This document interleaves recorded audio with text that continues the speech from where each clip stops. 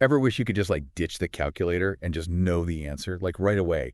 Today we're diving into something that might just make that possible. It's called Vedic Maths.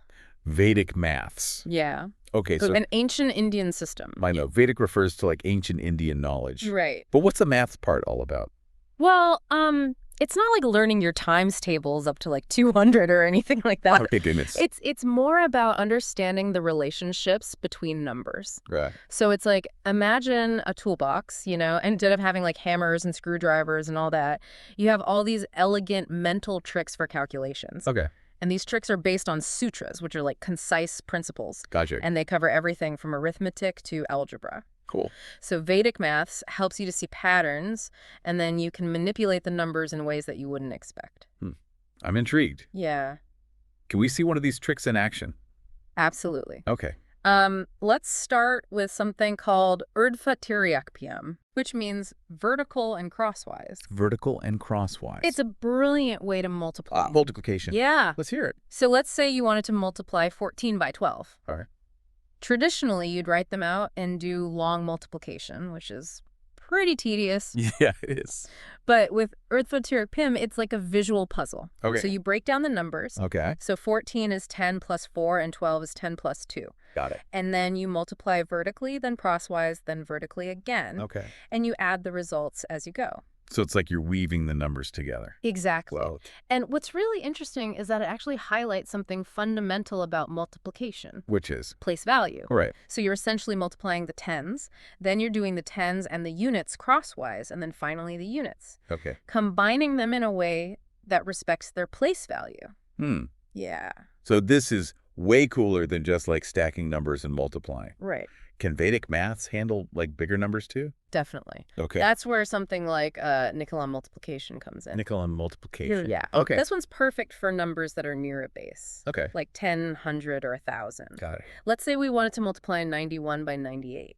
Right. They're both pretty close to 100, right? Yes. So we note their deviations from 100. Okay. So 91 is 9 less, and 98 is 2 less. Got it. We multiply those deviations. Okay. 9 times 2 is 18. 18.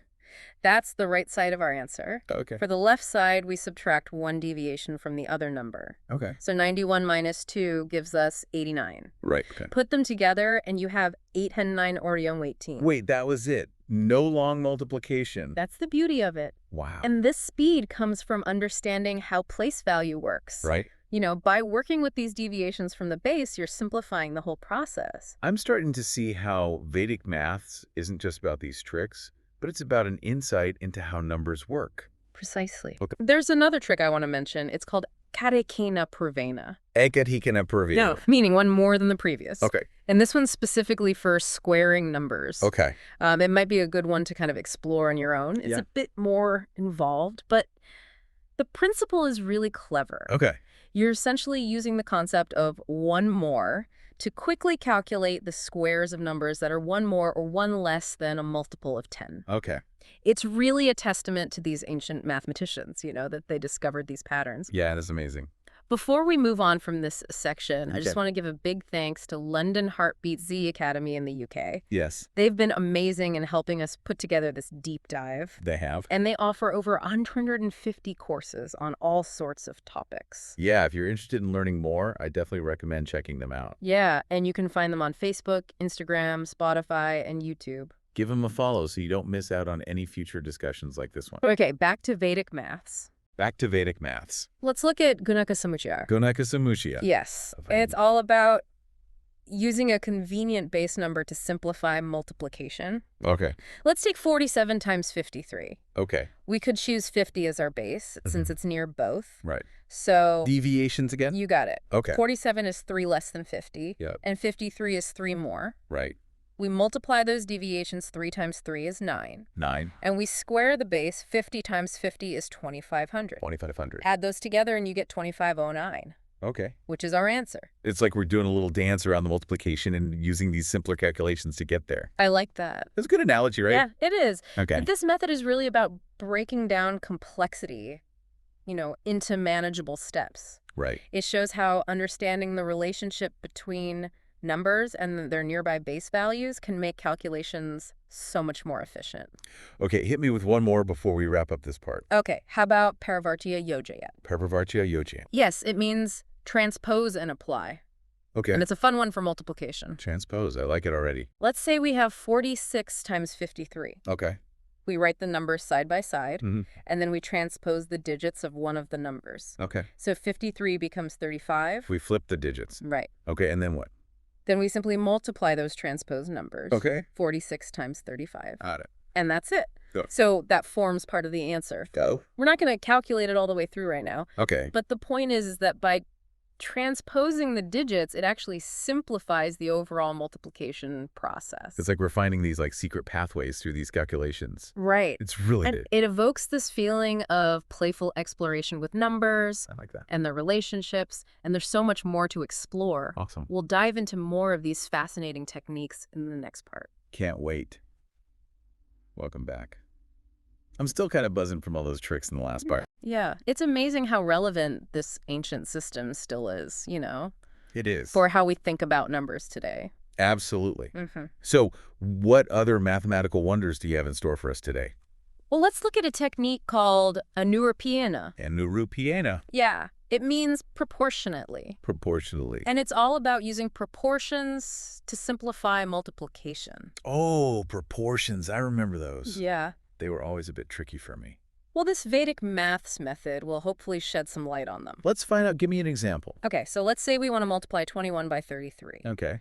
Now notice that 21 is 7 times 3, Mm-hmm. and 33 is 11 times 3. Right. So they share a common factor of 3. Okay, so instead of directly multiplying 21 by 33, can we use these proportions? Exactly. So Fair. we can multiply the larger factors, 7 and 11, Yeah. which gives us 77. 77. And since we've essentially factored out a 3 from both numbers, Right. we need to multiply our result, 77, by 3 squared, which is 9. So 77 times 9 gives us 693, which is the answer to our original problem, 21 times 33. That's pretty slick. It is. And what's really cool here is that we're not just blindly applying some formula, you know? We're really using our understanding of these factors and proportions to break it down into smaller pieces. Right. So it encourages this deeper understanding of the concepts. I'm definitely starting to see that, okay, what's next on our Vedic maths journey? Okay, let's explore a technique called Sankalana Vyavakalana. Sankalana Vyavakalana. Yeah, try saying that 3 times fast. I'm not even going to try. It means by addition and by subtraction. Addition and subtraction. And this one is a real gem for squaring numbers ending in 5. Squaring numbers ending in 5. That sounds very specific. It is, but it comes up quite often. Right. And this method makes it super easy. So Yep. let's say we want to square the number 25. Okay. The traditional way, we would just multiply 25 by itself. Right. But Sankalana Vyavakalana PM gives us a much faster route. We take the number before the 5, which is 2, 2. and add 1 to it, 3.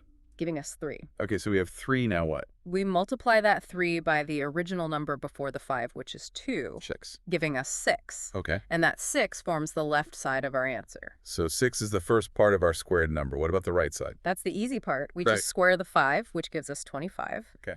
We combine that with the 6 from earlier, and our answer is 625. So fast. It's incredibly fast, and it's super useful for just doing quick mental calculations. I can see that. What's really interesting is that it uses, it highlights these unique properties of numbers ending in 5. Mm-hmm. So there's a pattern there, and Vedic math is helping us to use that to our advantage. Yeah, it's like finding a secret shortcut in math. Yeah, exactly.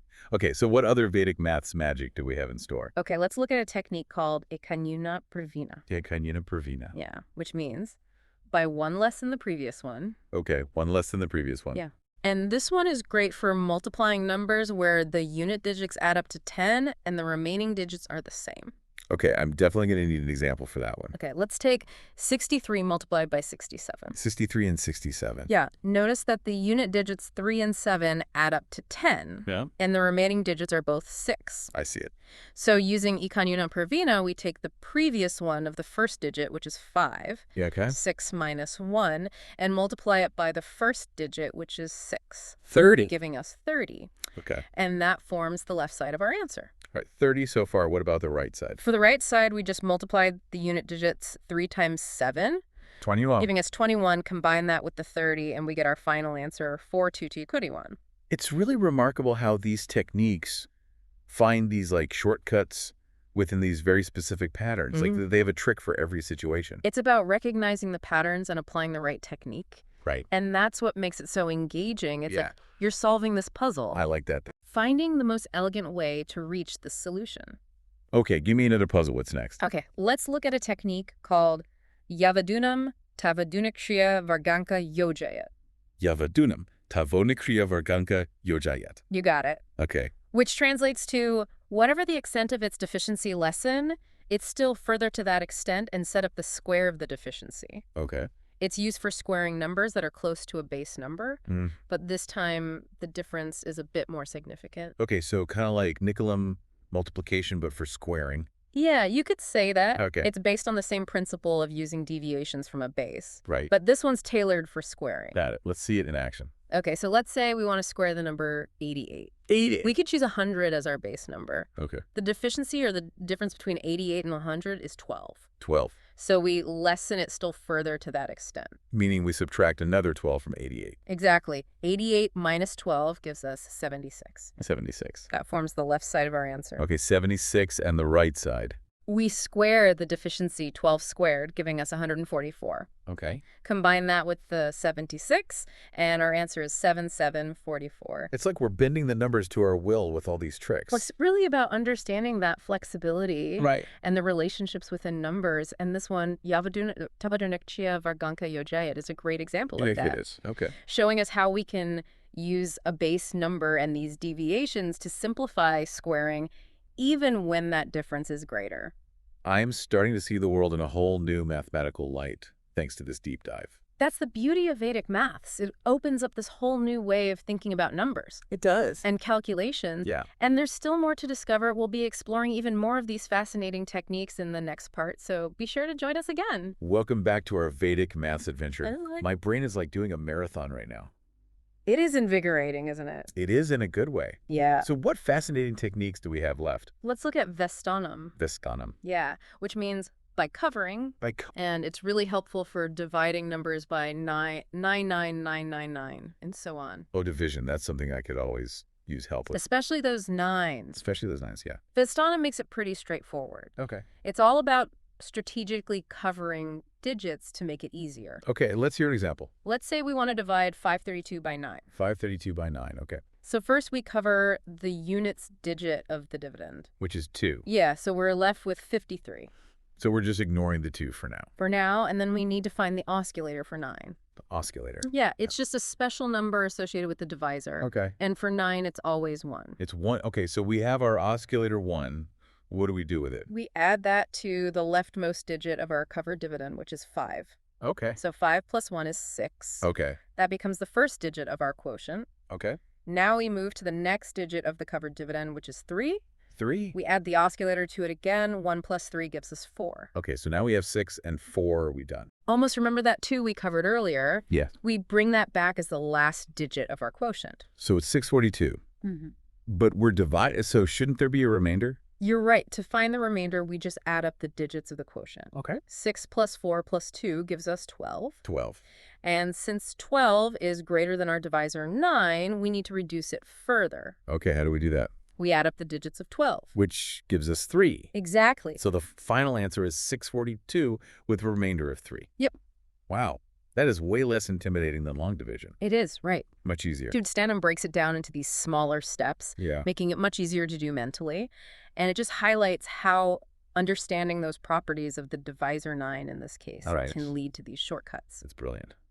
Okay, what's our next Vedic maths gem? Okay, let's explore Vilokanam. Vilokanam. Yeah, meaning by observation. By observation. This one's really useful for finding the squares of numbers that are close to powers of 10. Okay. Like 50, 100, or 500. Yeah. So kind of like Yavadunam Tavadunakirtya Varganka Yojayet, but for numbers near powers of 10. You got it. Okay. It leverages that proximity to simplify the squaring process. I'm ready to observe. Give me an example. Okay. Let's say we want to square the number 48. 48.